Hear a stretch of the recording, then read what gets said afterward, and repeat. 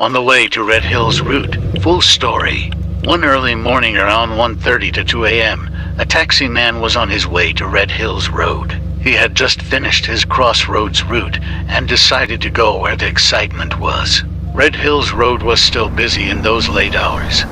He took Mullines Road, then was gonna take a right turn to go on the boulevard. Before the turn, the stoplight catch him. He was at the stoplight for a few minutes until he saw the green light to go. He was about to take the turn, but something strange was happening to his mind. Follow Jamaican true stories. And get confused about his destination, and must have took the left turn instead. Because when he realized where he was in Spanish Town. That was the only time that ever happened to him. To this day, he doesn't remember how he got to Spanish Town that night.